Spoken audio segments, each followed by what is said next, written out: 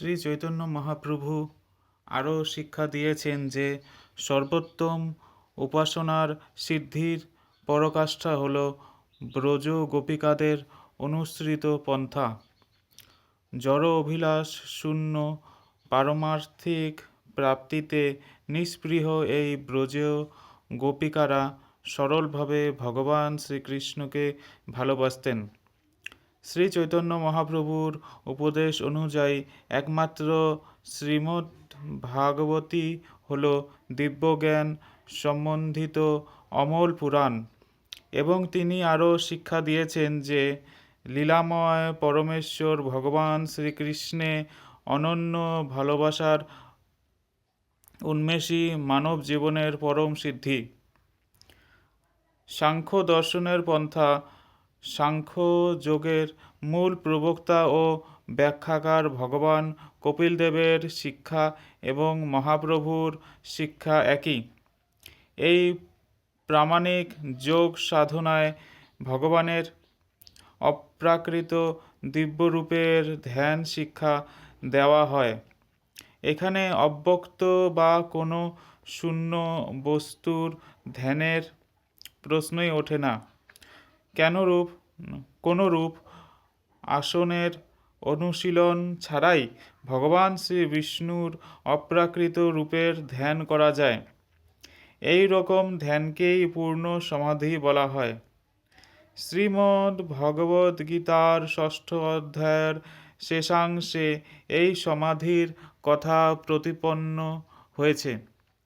সেখানে ভগবান শ্রীকৃষ্ণ বলেছেন, গোপিকাদের মধ্যে যারা পরম শ্রদ্ধা সহকারে আমাতে আবিষ্ট চিত্ত হয়ে প্রতিনিয়ত আমার প্রীতিপূর্ণ অপ্রাকৃত সেবায় ব্রতী, তারাই আমার সঙ্গে সবচেয়ে অন্তরঙ্গভাবে যোগযুক্ত এবং সকল যোগীদের মধ্যে শ্রেষ্ঠ।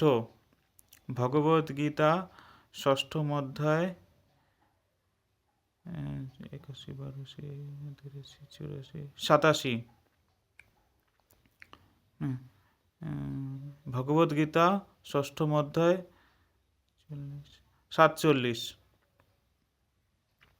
শ্রী চৈতন্য মহাপ্রভু জনগণকে অচিন্ত ভেদাভেদ তত্ত্বের সাংখ্য দর্শন উপদেশ প্রদান করেছেন, এবং এই তত্ত্বদর্শন অনুযায়ী পরমেশ্বর ভগবান শ্রীহরি ও তার সৃষ্টি যুগপৎ এক ও অভিন্ন তত্ত্ব। ভগবানের পবিত্র নাম কীর্তনের মাধ্যমে মহাপ্রভু এই তত্ত্বদর্শন শিক্ষা দিয়েছেন। তার শিক্ষা এই যে ভগবানের পবিত্র নামই হল ভগবানের শব্দব্রহ্মরূপ, এবং যেহেতু ভগবান পূর্ণ তত্ত্ব, তাই তার পবিত্র নাম ও তার অপ্রাকৃত দিব্য রূপ এক ও অভিন্ন।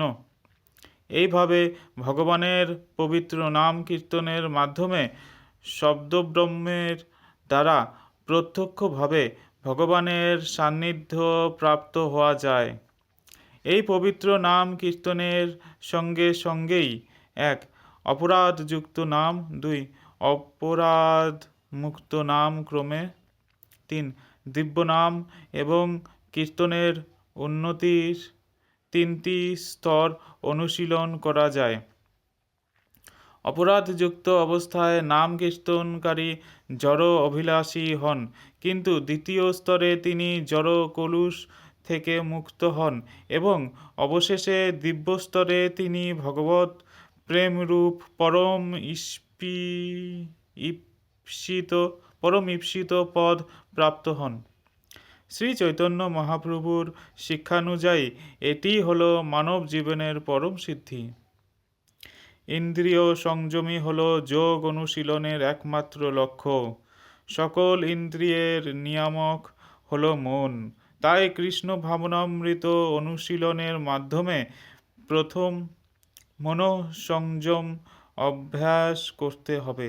ইচ্ছা অনুযায়ী ইন্দ্রিয়ের কার্যে বা জ্ঞান আহরণের জন্য স্থূল কর্মনিশ্চয় বহিরিন্দ্রিয়ের মাধ্যমে মনের কর্মতৎপরতা অভিব্যক্ত হয়। মনের সুন্মু মনের সূক্ষ্ম কর্মগুলি হলো চিন্তা করা, অনুভব করা ও ইচ্ছা করা। চেতনা অনুযায়ী কেউ নির্মল বা মলিন হয়, কিন্তু মন শ্রীকৃষ্ণে নিবিষ্ট হলে শ্রীকৃষ্ণের দিব্য নাম, রূপ, গুণ, লীলা, পরিকর ও বৈশিষ্ট্য, তার সূক্ষ্ম ও স্থূল সকল কর্মী ভগবৎ সেবার অনুকূল হয়ে থাকে। ভগবান শ্রীকৃষ্ণে মনোনিবেশ করার পন্থাই শ্রীমদ্ ভগবদ্গীতা প্রদত্ত চিত্তকে পবিত্র করার একমাত্র উপায়। তার অপ্রাকৃত লীলা আস্বাদন, শ্রীমন্দির মর্জন, বিষ্ণু মন্দির দর্শন, শৃঙ্গার সুলভিত শ্রীবিগ্রহের রূপ অবলোকন, ভগবান শ্রীহরির অপ্রাকৃত মহিমা শ্রবণ, মহাপ্রসাদ সেবন, বিষ্ণুজন সঙ্গ, ভগবত নৈবেদ্য, তুলসী ও পুষ্পাদি আঘ্রাণ এবং ভগবত সেবানুকূল কর্মে নিয়োগের মাধ্যমে মনকে ভগবান শ্রীকৃষ্ণে আবিষ্ট করা যায়। কেউ মন ও ইন্দ্রিয়গুলিকে নিষ্ক্রিয় করতে সক্ষম নয়, কিন্তু ভগবানের পরিবর্তনের মাধ্যমে ওই কর্মগুলিকে পবিত্র করা যায়। নিষ্কাম কর্ম দ্বারা জ্ঞান, যোগ, শিক্ষা দানের সময় ভগবান শ্রীকৃষ্ণ অর্জুনকে এই পরিবর্তনের কথা উপদেশ করে বলেন, হে পার্থ, এই রকম বুদ্ধি সম্পন্ন হয়ে কর্ম সম্পাদন করে তুমি জড় বন্ধন থেকে মুক্ত হবে। ভগবদ্গীতা 2:39।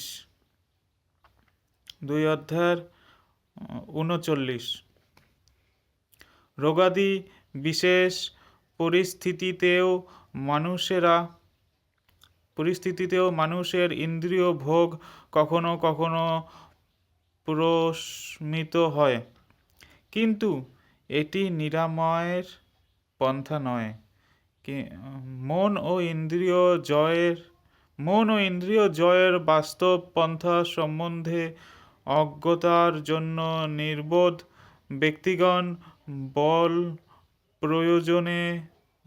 প্রয়োগে মন ও অন্যান্য ইন্দ্রিয়ের অধীন হয়ে বিষয় ভোগের তাড়নায় অধঃপতিত হয়।